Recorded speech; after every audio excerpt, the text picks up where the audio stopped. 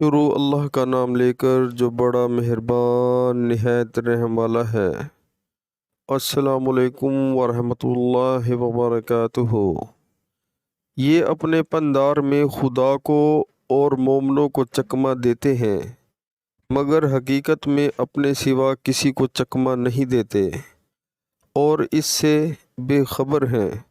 सुबहान अल्लाह। प्यारे मुसलमानों, अल्लाह ताला इस आयत में काफ़रों के बारे में बता रहे हैं कि ये कोशिश करते हैं कि भाई जो है हम अल्लाह ताला को और मोमिनों को धोखा दे रहे हैं, हालांकि ये ख़ुद अपना नुकसान खुद ही कर रहे हैं और इनको रोज़े क़यामत वाले दिन जब अज़ाब में डाला जाएगा, यानी कि दोज़ख में, तब इनको पता लगेगा। तो प्यारे मुसलमानों, हमें भी अपनी ज़िंदगी में गौर करना चाहिए, आया कि हम जो है कुरान और सुन्नत के मुताबिक अपनी ज़िंदगी गुजार रहे हैं कि नहीं। प्यारे मुसलमानों, हमें ये सोचना चाहिए कहीं हम तो अल्लाह ताला को धोखा नहीं दे रहे, नाउज़ बिल्लाह, क्योंकि अल्लाह ताला तो सब इंसानों के दिलों के हाल को जानता है।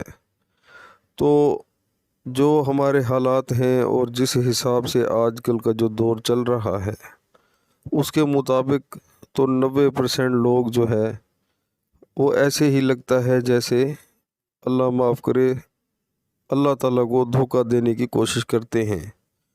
क्योंकि प्यारे मुसलमानों, हम सब कलमा तो पढ़ते हैं और नमाज भी पढ़ते हैं। कलमा पढ़कर उसके बाद हम जितने भी अल्लाह के हुक्म हैं उन सब को भूल चुके हैं, और नमाज पढ़कर आते हैं तो उसको जो है हम कायम नहीं रखते। तो हमें इस चीज़ का गौर करना चाहिए। प्यारे मुसलमानों, नमाज पढ़कर उसको कायम करना ही असल जो है नमाज है। नमाज जो है वो जन्नत की कुंजी है, जिसको हम छोड़ चुके हैं।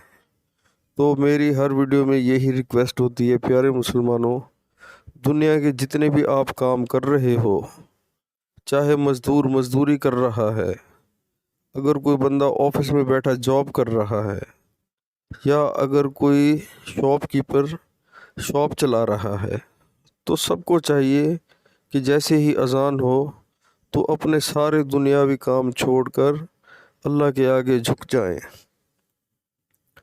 इसी में हमारी बेहतरी है। तो प्यारे मुसलमानों, हमें सोचना चाहिए, इंशाअल्लाह बहुत फ़ायदा होगा। आखिरत की ज़िंदगी हमेशा रहने वाली है और दुनिया की ज़िंदगी आर्जी है। नमाज 5 वक्त बाजमात पढ़ें। अल्लाह ताला हमें तौफीक अता फ़रमाए और अल्लाह और अल्लाह के रसूल सल्लल्लाहु अलैहि वसल्लम के हुक्म मानने की तौफीक अता फ़रमाए। आमीन। अस्सलामु अलैकुम वरहमतुल्लाहि वबरकातुहू।